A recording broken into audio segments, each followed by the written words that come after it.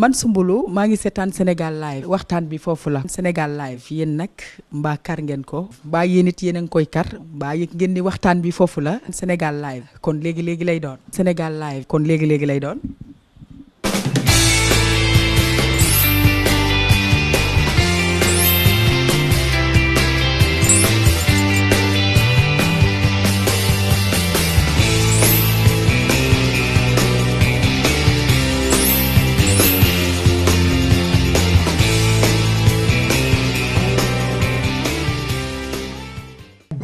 J'ai déjà dit peut-être ailleurs, peut-être pas ici que je l'ai dit, je l'ai déjà dit ailleurs.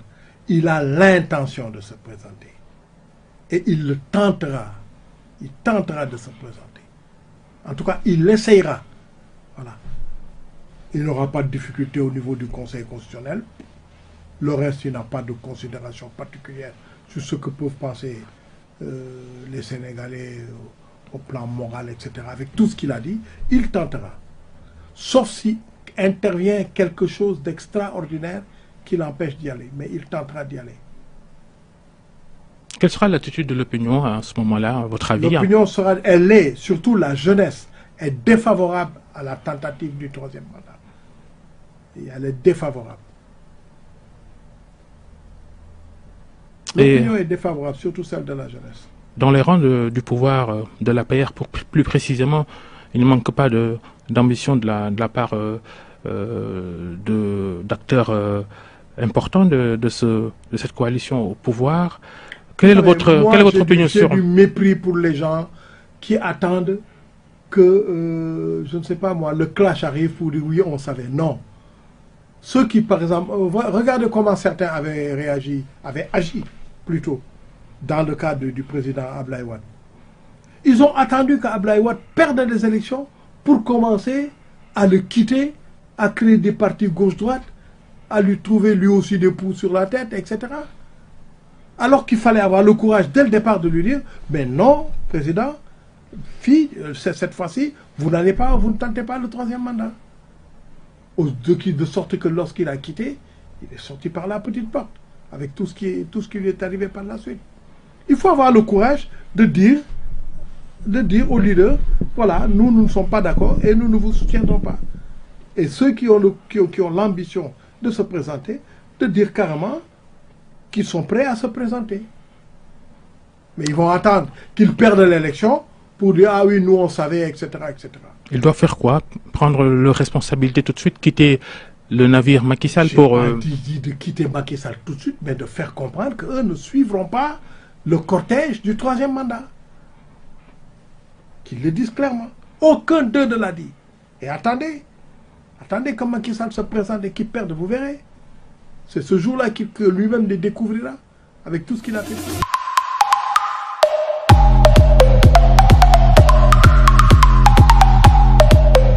Cette autorité qui a donné l'autorisation de l'autorité eux-mêmes, qui a donné l'autorisation de construire. Mais ce qu'il n'a pas dit, c'est que c'est les services de l'État qui procèdent à l'instruction des dossiers. Un maire ne peut pas se lever et donner une instruction. Il faut obligatoirement, j'ai dit obligatoirement, que les services du ministère de l'Urbanisme fassent une instruction du dossier. Là, le maire est lié, il ne peut pas faire autrement. Voilà pourquoi on lui dit, oui, si pendant un délai, il ne donne pas l'autorisation de construire, on va considérer que l'autorisation est tacite.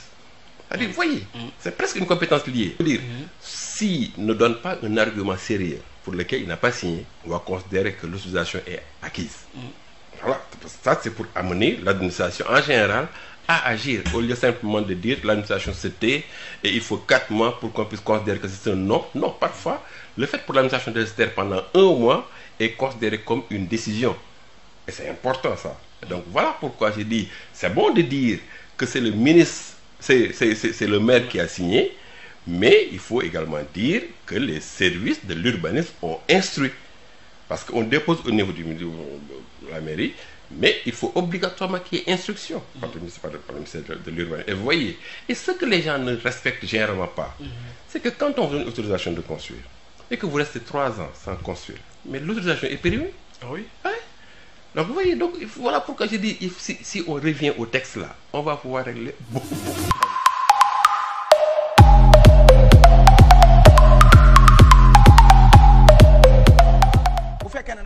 ñoo xam ne li ngay wax ak ñoom xamuñu ko dafay métti. comme ñan.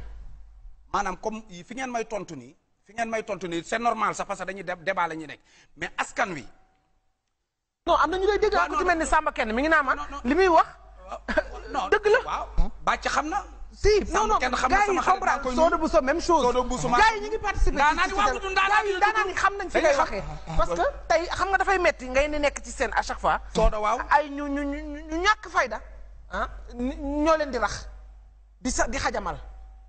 voilà yu ni mel à chaque fois moom man daanaan ñëpp lay dal ba tey fi mu toll nii bu muy jëlee programme mu jàmbur ay nit ñoo xam ne vraiment nit ñu am classe lañ fexe ba defar seen jikko. defar seen personnalité ma ñëw di leen tëggal ñu taamu ma ci ngir Pape Ndiaye Coppet bu ñëwee suñ seen dina fexe ba nga xam ne du ko xajamal keneen ku ñëw di ko bëgg a xajamal du ma ko nangu. du ma ko nangu parce que li tax du ma ko nangu mooy man bu ëllëgee lu ci man am Pape Ndiaye la ñuy dem jox toor ne ko yow lañ engagé. wala Pape Ndiaye Coppet la ak xale mi naa nga maanaam mais kon tey fi mu toll nii yéen bu ñu leen joxee seen benn direct fële du maanaam ku ñëw rek ne leen damay yéeg ngeen yéegal ko. da ngeen di xool ni ngeen koy seggee même boo leen bëgg a bu dimbale artistes yëpp di nga xam naka na ku ci nekk ban heure nga koy yéegal. kër gii nii man fi laa dëkk am naa fi cër. kër gii sama émission yi ma njëkk a def muy Ila Touba Pape Ndiaye Coppet Ila Touba ñëpp xam nañ ko fii laa ko defee sama premier clip ne ko réll fii laa ko defee ci biir kër gi lumière yi yoo ko taal mbedd bii laa ko defee cassette yi ma def mu cartonné yëpp ci kër gi laa ko defee mais damay ñëw fii nii taxaw gardien bi téye ma damay taxaw te damay fier damay kontaan parce que xam nga lu tax dama xam ne kii li muy def nii mooy yoonam ndax ñax gu wow day lakk gu tooy te bu fekkee ne ku ñëw mu bàyyi nga dugg rek kër gi dina am jëya dëgg la d'accord mais nit ñi loolu lañ dul comprendre te pourtant mun naa ñibbi ne Cissé ko soxor la du ma ko def waaw dama xam ne li tax ñu teg ko foofu noonu jéeju li tax ñu teg ko foofu loolu lañ koy fayee dama ne la gardien buñ teg ci mbedd ma ngay xool bu subaa war nañ la kuy xool bañ embauché la boo xefee dinañ la dàq moom loolu mooy liggéeyam yàlla dafa partagé yëf yi man bu ma ñëw dama koy respecté ci loolu ma wax soxorul mais dafa bëgg lépp nekk ci ordre ku dugg ñu xam ne kii ma dugg ndax nit mun na fee def jéyee ñu ne Pape Ndiaye fi duggoon bu boobaa tamit man maa tooñ sama bopp dëgg la mais kon li muy def noonu di segg ba ku dugg ñu xam ban heure nga dugg damay d'accord xam nga ñun werante wuñu loolu wax dëgg yàlla ñu ngi nuyu ñi nekk di ñu setaan yëpp di leen fàttali ne yéen a ngi seen émission confrontation Sénégal boo amee xaj sax boo amee xaj sa buntu kër ñu ne dafa soxor boo amee sonnerie ñu ne dafa soxor bisu mi bu xewoon léegi tey fi mu toll nii am garde corps mais bisu war na am garde corps am na fu muy toll dafa war a am garde corps parce que ñëpp bëgguñu ko moo tax am na benn woy bu ma génne woon fan yële man la bu sa jàmm bëree lu nekk lañ lay waxal boo sa yéree bu rafet lu ne lañ lay waxal boo amee jëkkër lu ne lañ lay wax boo amul jëkkër lu ne lañ lay waxal boo amee garde corps lu ne lañ wax tey fi mu da ngay taxaw ñu ne artiste bi dafa war a am garde corps nga dem wut garde corps ñu ne lan la xew la ba fii wut ay garde corps bërki démb rek la fii si mais mun nga siiw bërki démb mais suñu borom may la jëmm joo xam ne da nga garde corps dafa yella ci yow d'accord parce que nee na carrément quoi qu'on puisse dire Papa Ndiaye Coppet il a des textes vraiment riches absolument te wax dëgg yàlla comme ni ko ñëpp waxee rek lu baax nga lu baax bu ñu demee ba gisatuñ ko confrontation yi ak yeneen bu ñu fi tegee it dañ lay lessiver. loolu dëgg la loolu ca la bokk waaye tamit Coppet dafa am yu bari yoo xamante ne da nga ca nekkoon ñu war cee ñëw tëj nañ parenthèse Dame Sène lii defar moo taxoon mu wàcc seen bi xam ne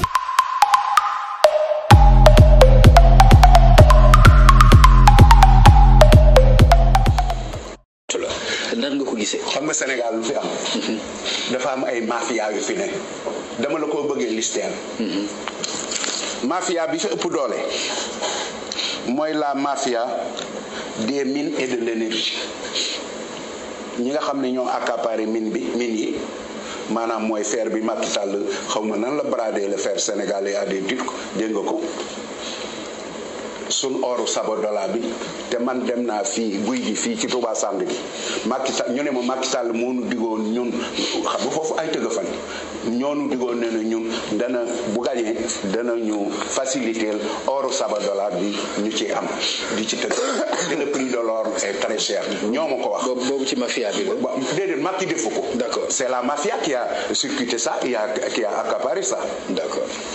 mooy min li ma la ci mën a wax li ci ëpp mooy mafia engrais bi xam nga le Sénégal importe de l'engrais xam nga ko te ICS a ngi nii di polluer fu ne ñu am ICS Sénégal fépp foo gas fii mu ne phosphate la ñun ñuy importer engrais donc y a une mafia là-bas bu la ci kenn nax y a la mafia de l'énergie kooku moom ku ne xam na ko mafia énergie fan la SAR Senelec Petrosen gis nga bërki démb waa jooju Mamadou Faye bi quitté Petrosen ancien directeur seen presse bi yépp di ko wax léegi nag boo ca jógee nga ñëw ci les contrats de la Senelec muy Akilee ak yeneen contrat ñeneen ñaar 2 autres contrats yoo xam ne yépp Matar Cissé ko def dama la bëgg a wax leen ci Matar Cissé. moom ñor na la de damaa ñor mais Matar Cissé on nous l'a présenté comme un intellectuel sans tache de haut niveau mais lu mu doon jàngi gannaaw moom il est bardé de diplômes jaar na fii lii mu def Sénégal amul kenn ku ko fay mas a def xam nga Matar Cissé ki mu defal contrat bi ñan la société bi mu ko defal xam nga boss boobu il est sorti de HEC un intellectuel de haut niveau Victor Ndiaye est xawma Victor naan la tudd Ndiaye boobu il est sorti de HEC c'est un intellectuel de haut niveau Matar Cissé nekk un intellectuel de haut niveau mais suñ cadre ak suñ intellectuel africain yi luñ doon jàngi yow boo jàngee ba noppi boo dikkee lañ la jox nga taxañ sam réew ànd ak la mafia sénégalo étrangère lépp lu ñu war a am nga ŋoob ko jox ko tubaab yi te fii mu ne réewu tubaab boo dem fii mu ne loo mën a jàng doo fa nekk cadre toujours am na tubaab bu nekk ci sax. léegi ñu wax ci suuf si waaw loolu moo nekk ci suuf yi et c'est la même mafia fii mu ne boo seetee ñi am suuf yëpp mooy gars yi ku am suuf maanaam yàlla baal leen ma ci expression bi li wolof di wax ku dóoru taat mooy am suuf. Samba Sugum Gaye kenn ko jox suuf. kooku ñu ne jox nañ ko 5000 mètres carrés kii ñu jox ko 4000 mètres carrés kii ñu jox ko jas kii ñu jox ko fii kii ñu jox ko fii du doon Samba Sugum Gaye c'est les mêmes gis nga mafia boobu boo si jógee il y a une autre mafia qui capte les marchés publics il y a une mafia qui capte les marchés publics moom lañ gis léegi fii